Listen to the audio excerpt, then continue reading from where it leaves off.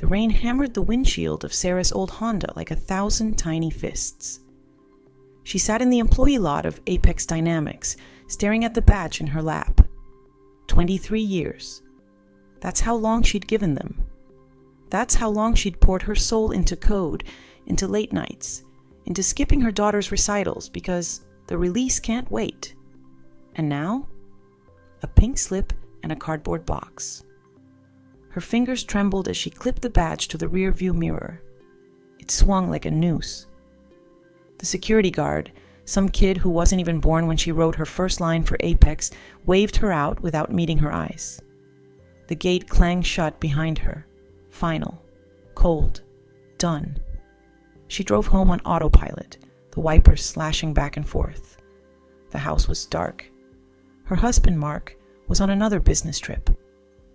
Translation: another hotel bar. Another woman who laughed at his jokes. Sarah didn't cry. Not yet. She poured a glass of cheap red, opened her laptop, and stared at the severance email. 2 weeks' pay, a generic thank you. No mention of the patent she'd filed under Apex's name, the one that powered their new AI security suite, the one now valued at $500 million. She laughed. It came out sharp, ugly.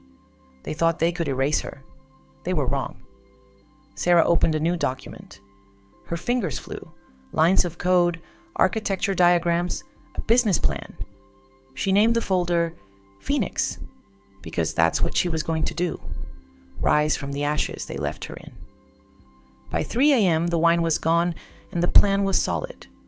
She'd build her own company, smaller, smarter, lethal. She'd take their clients, their talent, their future, and she'd do it with a smile. The next morning, she called Jenna, her old protege, the one Apex had passed over for promotion 3 times because she was too emotional. Jenna answered on the first ring. "They fired you?" Jenna's voice cracked. "Laid off," Sarah corrected. "But yeah, pack your things. We're done being their doormats." Jenna arrived an hour later, eyes red, laptop under her arm. They set up in Sarah's dining room. Whiteboards covered the walls. Coffee stained the table. They worked in silence, the kind that hums with purpose. Sarah's first move, reach out to Victor Lang. He'd been Apex's biggest client until they botched his rollout last quarter. Victor hated incompetence. He answered her LinkedIn message in minutes. "Sarah Klein? Thought you were glued to Apex's hip?" "Not anymore." She attached a 1-page pitch. "Give me 30 minutes. Virtual. You'll see why they're scared." Victor called at noon. "You're building something?" "Something better, cleaner, and it'll cost you half what Apex charges." He laughed, low and dangerous. "I like pissed off women. They get shit done. Send the contract." 1 client down, 100 to go. Sarah's phone buzzed. Mark. She let it ring. He left his voicemail, something about being worried. She deleted it. Worry was a luxury he'd forfeited years ago. Week 2, she hired Raj. He'd been Apex's lead architect until they demoted him for insubordination. Translation: he'd called out their CEO in a meeting. Raj showed up with a bottle of whiskey and a grin. "Let's burn it down," he said. "Not burn," Sarah corrected. "Bury." They built Sentinel, an AI security platform that learned faster, adapted smarter, and, crucially, didn't treat its users like idiots. Sarah coded the core herself. Nights blurred. She slept in snatches, woke to Jenna shaking her shoulder with more coffee. The first demo was a disaster. The server crashed mid-pitch. Victor watched the screen freeze, then looked at Sarah. "Fix it," he said, "or I walk." She fixed it. In 48 hours. No sleep. Hands shaking from caffeine. When it worked, flawless, beautiful. Victor signed for 3 years. Upfront. Money flowed. Real money. Sarah rented office space in a crumbling warehouse downtown. Exposed brick. Broken windows. Perfect. They painted the walls black. strung Edison bulbs, and hung a sign, Phoenix Security. No frills, no apologies, Apex noticed. Of course they did. First, a cease and desist. Sarah framed it. Then, a call from HR, some smarmy VP offering her old job back. We value your contributions, Sarah. Let's put this ugliness behind us. She put him on speaker. Jenna and Raj listened, stone-faced. Ugliness, Sarah said. You mean the ugliness of stealing my patent? Or the ugliness of firing me after I carried your company for 2 decades? Silence. Thought so. She hung up. The team grew. 10 people, then 20, all ex-Apex, all hungry. They worked like demons. Code, test, break, fix, repeat. Sarah's daughter Lily came home from college for winter break. She found her mom asleep at the kitchen table, cheek on a keyboard, coffee cold beside her. Mom? Lily whispered. Sarah startled awake. Hey, baby, you okay? Sarah looked at her, really looked. Lily's eyes, Mark's eyes, but softer, worried. I'm better than okay, Sarah said. I'm free. Lily stayed. She redesigned their website, made it sleek, fierce. The tagline, we don't secure your data, we avenge it. The first time Apex's stock dipped, Sarah didn't cheer. She just nodded. Progress. But Apex wasn't done. Not yet. Late one night, Sarah's phone lit up. Unknown number. She answered. Sarah Klein? A man's voice. Smooth. Familiar. Who is this? Someone who knows what you're doing, and someone who can make it stop. Her blood went cold. Threats now? Not threats. Offers. Walk away. Take your little startup and disappear, or we bury you. She laughed. You already tried that. Didn't work. The line went dead. She stared at the phone, then called Raj. We need to move faster, she said.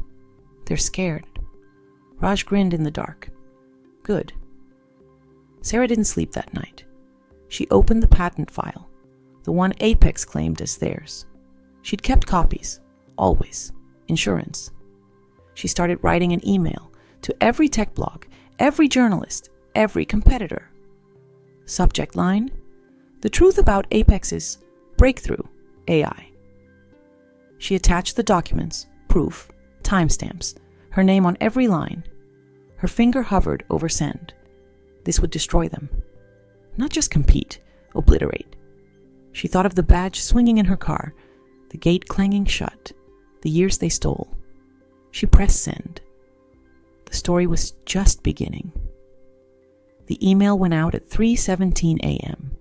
Sarah watched the little sent arrow spin, then vanish. No takebacks. She poured the last of the whiskey into a chipped mug, raised it to the dark screen, and drank.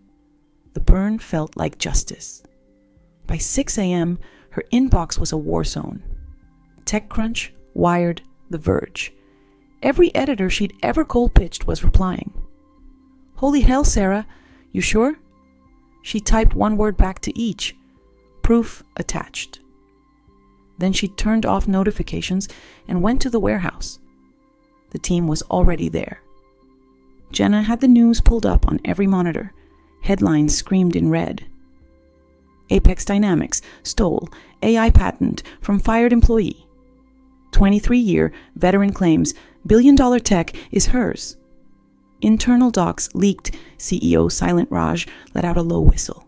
You didn't just poke the bear. You set it on fire. Sarah dropped her bag. Good. Let it burn. The phone started ringing at 7:02. Investors, reporters, a lawyer from Apex threatening defamation. Sarah let them all go to voicemail. She had work to do. Sentinel's beta was live for Victor's company. 0 breaches, 0 downtime. He sent a single text, your stock just became my religion. Apex's stock, meanwhile, opened down 18%. Sarah watched the ticker on the wall like it was Sunday football. Every red number was a year they'd taken from her. At 9:30, the first walkout happened. An engineer named Priya, someone Sarah had mentored years ago, sent a Slack message to the entire Apex dev channel. I'm out. Real leaders don't steal. She attached her resignation letter and CC'd the press. Then she showed up at Phoenix with a box of succulents and a grin. By noon, they had 12 new hires, all ex-Apex, all furious. The warehouse smelled like coffee, rage, and possibility. Sarah stood on a folding table. Listen up. We're not a support group. We're a weapon. Apex wants to play dirty. We play surgical. She pointed to the whiteboard. Sentinel 2.0 launches in 90 days. It will outthink, outscale, and outlive anything they've got. Who's in? Every hand shot up. The days blurred into a fever. Code sprints. All-nighters. Pizza boxes stacked like bricks.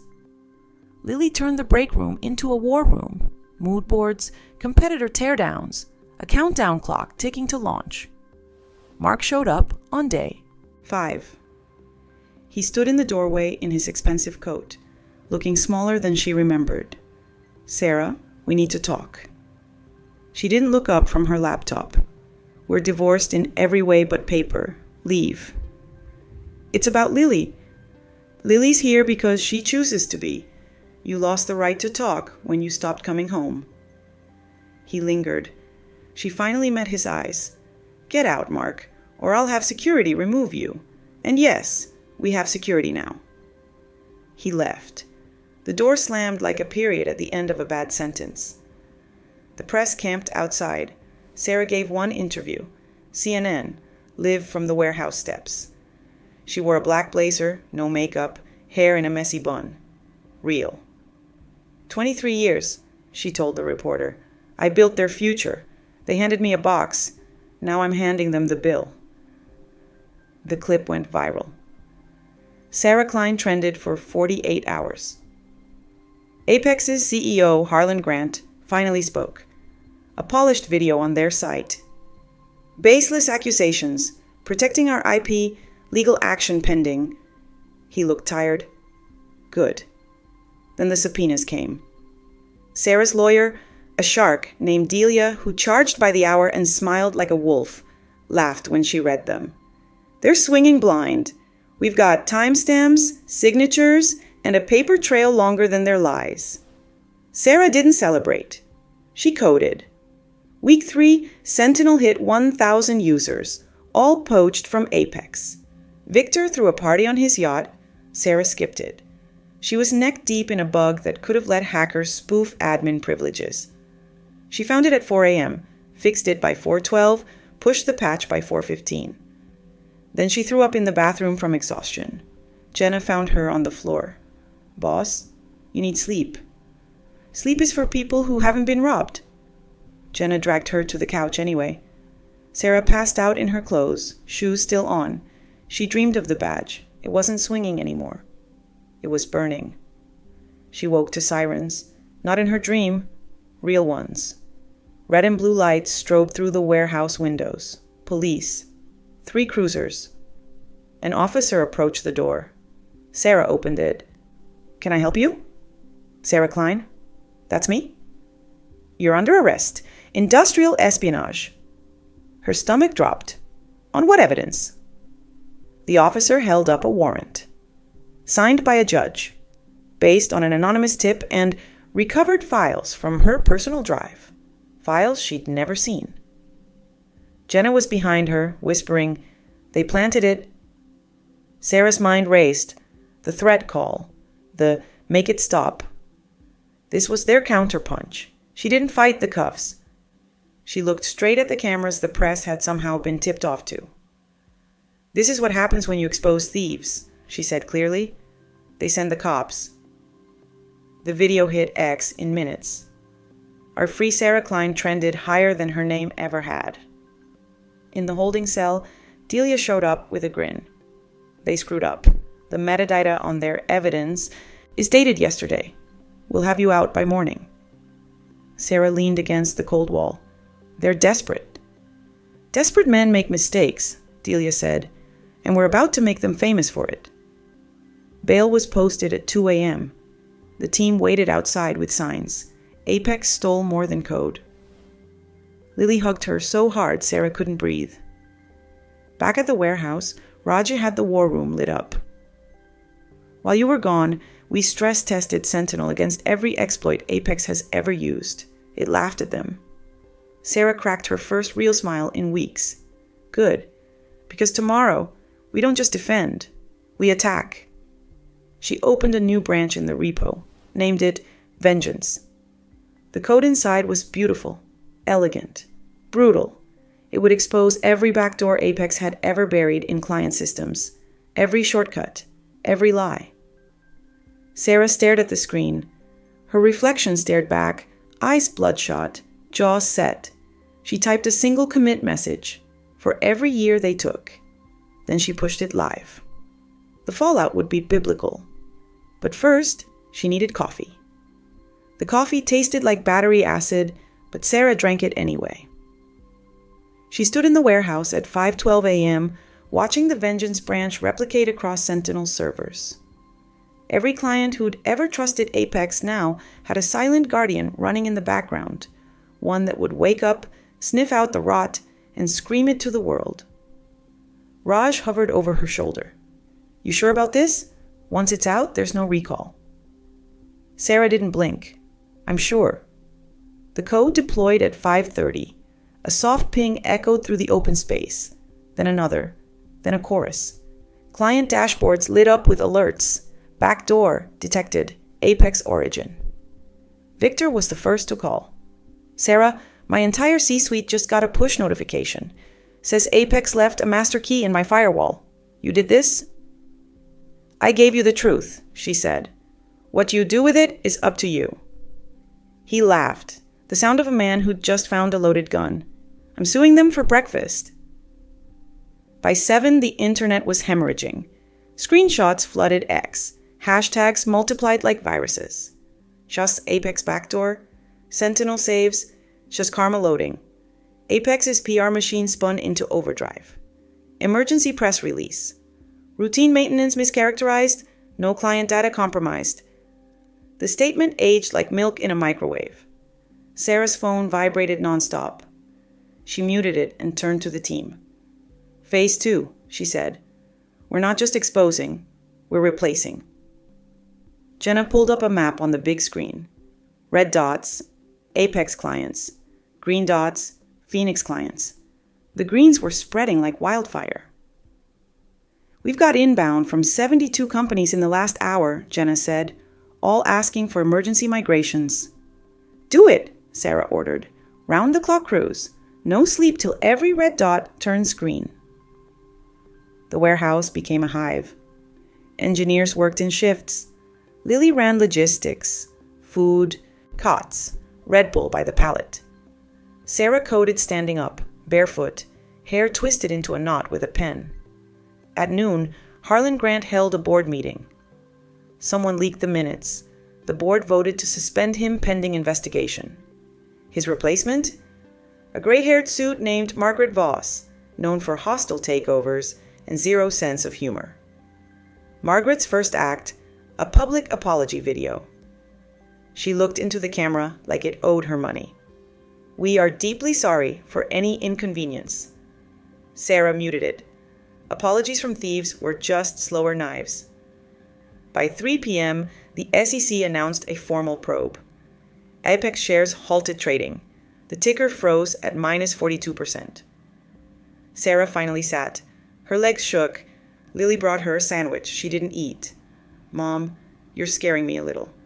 Good, Sarah said. Fear keeps you sharp. The arrest started at 6 though.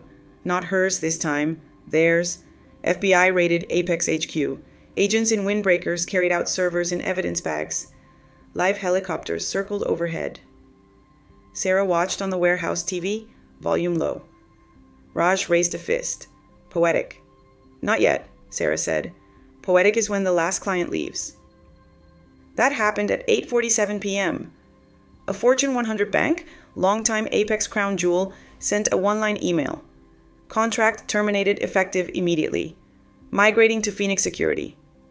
The signature was the CFO himself. The team erupted. Someone popped champagne. Sarah let them have 30 seconds. Then she clapped once. Back to work. We're not done till Apex is a cautionary tale. Midnight crept in. Sarah stepped outside for air. The city hummed below, oblivious. Her phone buzzed, an unknown number. She answered. Sarah. Harlan's voice, hoarse, broken. She said nothing. I just wanted to say, I'm sorry. A pause. You were always the best of us. You're drunk, she said. Maybe, but I remember when you started, 23 years old. You fixed a bug no one else could touch. You should have promoted me, paid me, thanked me. Instead, you erased me. Her voice stayed flat. Save your sorry for the judge. She hung up. Back inside, the migration dashboard showed 97% of Apex's client base gone. The last 3% were lawyered up, dragging their feet. Sarah opened a new ticket, Operation Clean Sweep. She typed the description herself. Offer every holdout a 50% discount for life if they switch by sunrise. No negotiations. The first yes came at 12:03 a.m., then another, then a flood. By 4:00 a.m., Apex had 0 revenue-generating clients. 0. Sarah stood in the middle of the warehouse. The team had fallen asleep across keyboards and couches. The only light came from the screens. Green everywhere. She whispered to the dark, 23 years for 23 hours. Fair trade? But Apex still had one card left. At 6 a.m., a black SUV pulled up outside. 2 men in suits got out. One carried a briefcase, the other a tablet. They knocked. Sarah opened the door herself. Sarah Klein, the first one said, We represent a consortium of Apex shareholders. They'd like to make you an offer. She raised an eyebrow. I'm listening. $2 billion cash. You take over Apex. Merge Phoenix. Keep your team. Your name on the door. They walk away, rich and silent. Sarah looked past them to the sunrise bleeding orange over the skyline. She thought of the badge, the box, the cuffs, the nights she'd cried in her car. She smiled, slow, sharp, final. Tell them my counteroffer is simple. She stepped aside so they could see the screens behind her. I already own their future, and I'm keeping it. The men exchanged a glance. The one with the briefcase closed it. Thought you'd say that, he muttered. They left without another word. Sarah closed the door, locked it, turned to the sleeping team. She didn't wake them. Not yet. Instead, she opened her laptop and started a new document. Title, Phoenix Security, the first $1 trillion firewall. She typed the first line. We don't just protect the internet, we rewrite the rules. The cursor blinked, hungry. She cracked her knuckles and began. The warehouse lights dimmed to red at 7 a.m., a signal Sarah had coded herself, victory mode. The team stirred like soldiers after a long siege. Someone found a Bluetooth speaker. Someone else queued up Sweet Caroline on low volume. No one sang. They just breathed. For the first time in months, the air felt safe. Sarah stood on the same folding table, barefoot, hoodie sleeves pushed up. Her voice cracked from exhaustion, but carried anyway. Today we rest. Tomorrow we scale. A cheer went up, ragged and real. Lily handed her a cold bottle of water. Sarah drank half, poured the rest over her head. The team laughed. It sounded like church bells. By 9, the press arrived in waves. Sarah let Jenna handle the cameras. She had a different meeting. Victor Lang waited in the newly painted conference room. Matte black walls, one long table, no chairs. He leaned against the window, city sprawling behind him like a chessboard he'd already won. You turned down $2 billion, he said without greeting. I turned down charity, Sarah replied. I'm not buying their corpse. I'm building an empire on its grave. Victor smiled, shark sharp. Good. Because I'm funding your Series A, $500 million. Valuation, $4 billion pre-money. You keep 70%. I take a board seat and bragging rights. Sarah didn't flinch. 65%. You get observer only, and I name the round Ashes. He extended a hand. Deal. They shook on it. No lawyers, no papers, just two predators who respected the hunt. The money hit the account at 11:17 a.m. Sarah stared at the balance. 9 figures, commas like stepping stones, and felt nothing. Not joy, not relief, just the next breath. She called in all hands at noon. The warehouse was packed now, 50 bodies, more streaming in. She didn't use a mic. Phoenix Security is no longer a startup. We are the standard. Every line of code we write from this second forward must be unbreakable, unapologetic, and unmistakably ours. She clicked a remote. The wall lit up with a new logo. A phoenix whose wings were circuit traces, eyes glowing crimson. Sentinel 3.0 ships in 30 days. It will predict breaches before they're conceived. It will self-heal. It will name the attacker in real time, and it will never, ever belong to anyone but us. The room roared. Afternoon blurred into hiring frenzy. Headhunters called. Resumes flooded. Sarah cherry-picked the angry, the brilliant, the overlooked. A deaf coder from Seattle who spoke fluent Python. A former NSA analyst who'd quit over ethics. A 17-year-old prodigy Lily found on a hacking forum. All in. Mark tried again. This time with flowers and a public apology on his LinkedIn. Sarah screenshot it, posted it to the company Slack with the caption, "Motivational material." The team used it as a dartboard. Night fell. Sarah finally went home. First time in weeks. The house felt foreign, too quiet.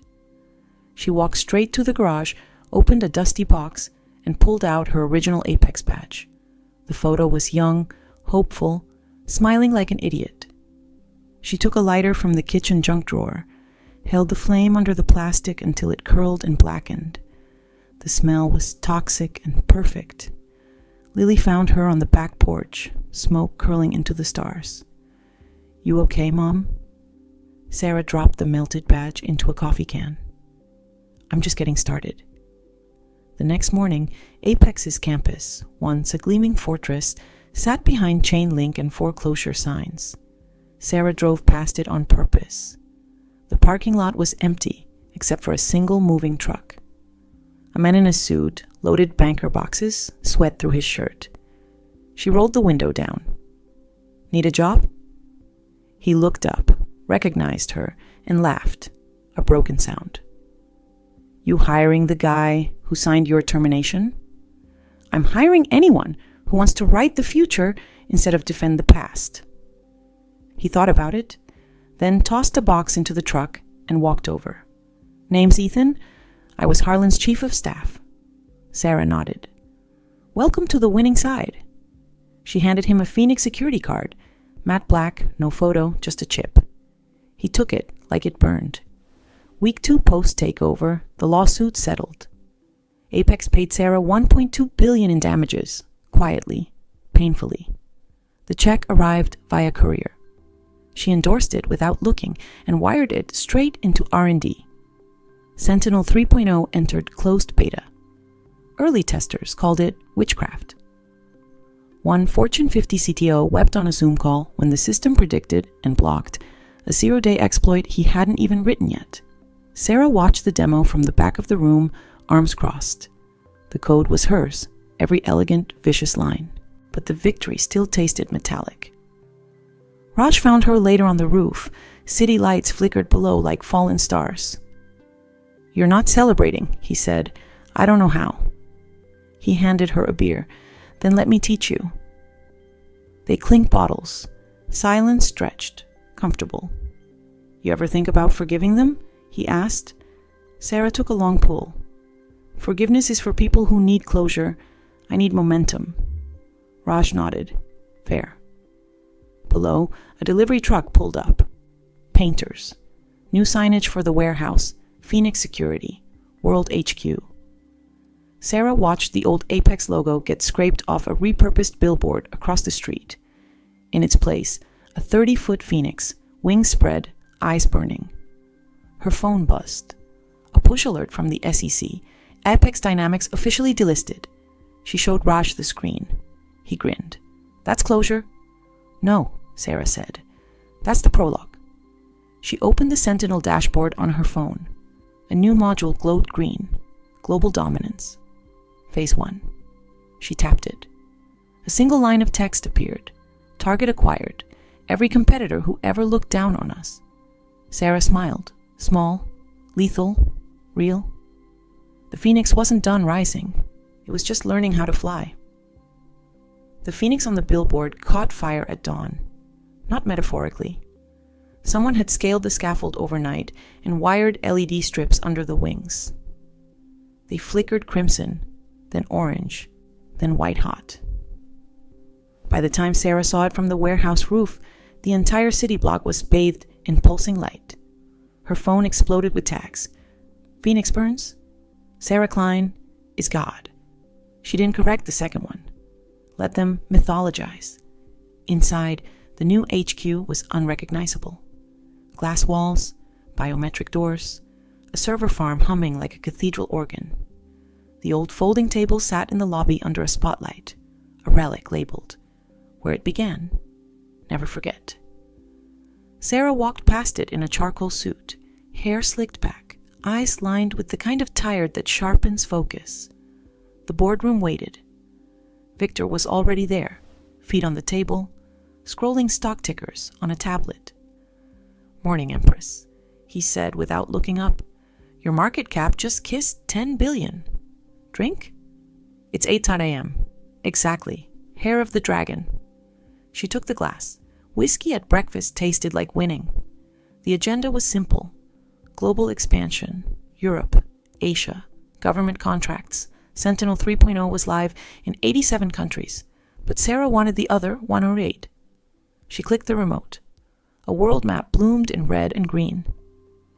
"Red is untouched," she said. "Green is ours." "I want the map solid by Christmas." Victor whistled. "That's a war." "No," Sarah corrected. "That's a coronation." The first target, Nexus Guard, a German giant that had laughed at Phoenix 6 months ago. Their CEO, Klaus Weber, had called Sarah a disgruntled housewife playing dress-up in tech. The quote lived rent-free in her revenge folder.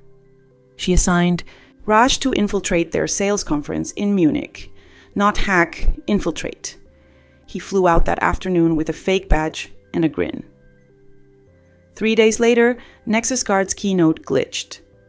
Mid-presentation, their demo firewall melted under a simulated attack. The screen flashed a single line in bold white. "Phoenix was here." The audience of 3,000 gasped. Klaus turned the color of spoiled milk.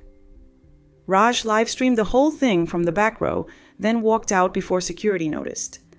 The clip hit 40 million views in 24 hours. Nexus Guard stock cratered 28%. Sarah sent Klaus a fruit basket with a card. "Heard you needed fiber. Love, the housewife." He called her personally, voice shaking. "What do you want?" "Everything," she said, and hung up. October brought the Pentagon. A classified briefing in a bunker under DC. Sarah wore the same black suit, no jewelry. The general in charge didn't offer a seat. "Your system blocked a nation-state actor last week," he said. "We want it, exclusively." Sarah smiled. "Nothing's exclusive, but I can give you priority, for a price." They negotiated for 6 hours. She walked out with a $3.4 billion contract and a handshake that bruised. Back in the warehouse, the team threw an impromptu rave. Strobe lights, bass that rattled teeth, Lily DJing from a laptop balanced on pizza boxes. Sarah danced for exactly one song, then slipped away to the roof. The city glittered below like circuitry. She opened her phone, scrolled to Mark's contact, and finally blocked the number. Not out of anger, out of irrelevance. A notification pinged, "Apex bankruptcy auction, assets available." She tapped through. Office furniture, patents, worthless now. The campus itself. Starting bid, $12 million. Sarah forwarded it to Victor with one line. "Buy it. Raise it. Build employee housing."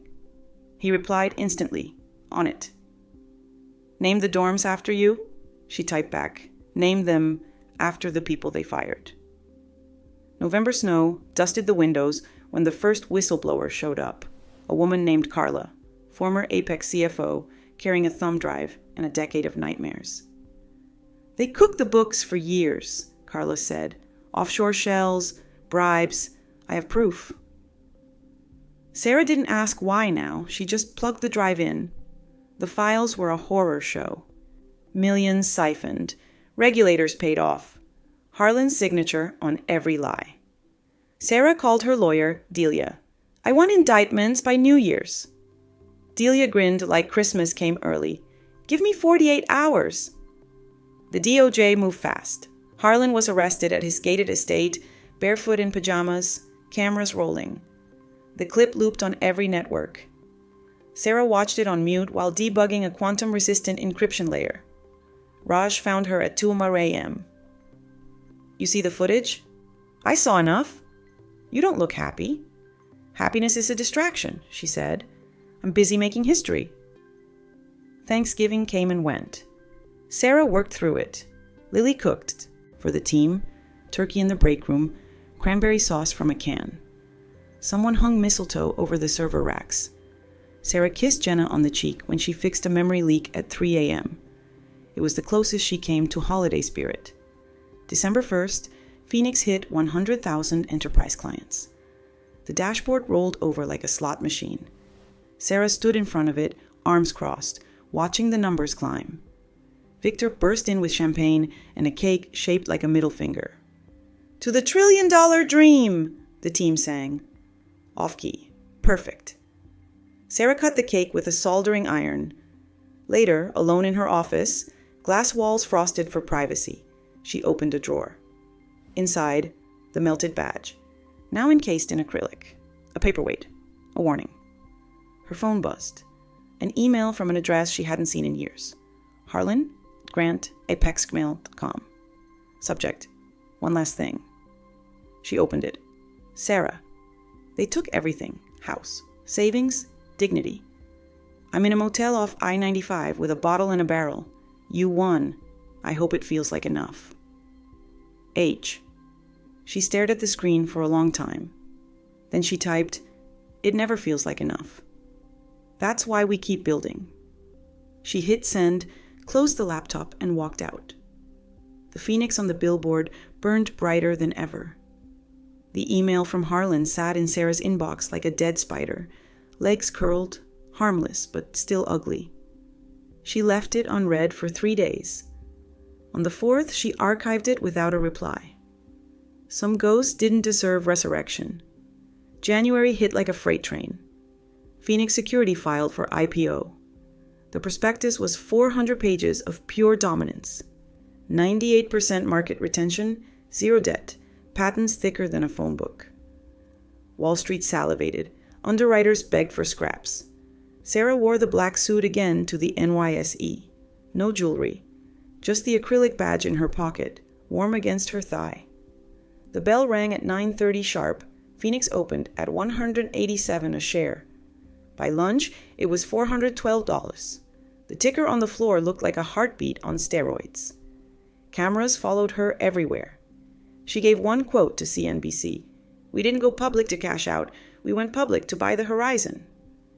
That night, the team took over a rooftop in Manhattan. Snow swirled under heat lamps. Lily wore a sequined dress and a grin that could power the grid. Victor toasted with 1942 Don Julio. "To the woman who turned ashes into an empire," he said. Sarah raised her glass. "To the people who carried the match." They drank. Someone started a conga line. Sarah let them have it. Back home, a penthouse now all glass and silence, she stood at the window, watching the city blink. Her reflection stared back. Older, harder, eyes like polished steel. She didn't recognize the woman sometimes. Then she remembered the box, the gate, the cuffs, and she knew exactly who she was. February brought the indictments. Harlan. 3 VPs. A board member who'd fled to Costa Rica, caught at the airport with a fake mustache. The trials were scheduled for fall. Sarah marked her calendar in red. Popcorn. Phoenix hit $1 trillion valuation on Valentine's Day. The headline wrote itself, Tech's first female trillionaire. Twitter melted. Sarah muted the noise and flew to Geneva for a quiet dinner with the UN cybersecurity chief. They signed a deal over fondue. Sentinel would guard every peacekeeping server on the planet. Cost, $1. Optics, priceless. March, the Apex campus became Phoenix Village. Low-income housing, solar roofs. A daycare named after Priya's succulents. Sarah cut the ribbon herself. A little girl handed her a daisy. Sarah tucked it behind her ear and didn't cry. Not in public. April, Nexus Guard, folded. Klaus sent a surrender email. Take our engineers. Take our name. Just let us die with dignity. Sarah absorbed the company, rebranded it Phoenix EU, and promoted Klaus to janitor. He took the job. May, Sentinel 4.0 launched. It didn't just predict attacks, it dreamed them. Neural nets trained on every breach in history, plus a few Phoenix cooked up in Red Team labs. The demo was invitation only. Attendees signed NDAs thicker than the Bible. When the system predicted and neutralized a live state-sponsored intrusion mid-presentation, the room went dead silent. Then applause like thunder. Sarah watched from the wings. Raj leaned in. You okay? I'm terrified, she whispered. Because now we have to stay perfect. June, the first crack appeared. A bug in Sentinel's self-heal module. Tiny. Harmless to 99.9999% of users. But for a hospital chain in Ohio, it locked ventilators for 47 seconds. No one died. Still, the headline screamed, Phoenix glitch nearly kills. Sarah flew to Cleveland herself, met the families, apologized on live TV, fired the lead dev who'd skipped a test suite. Then she open-sourced the fix within 6 hours. Stock dipped 8%. She bought the dip with her own money. July, she turned 47. Lily threw a party in the warehouse. String lights, cake shaped like a server rack.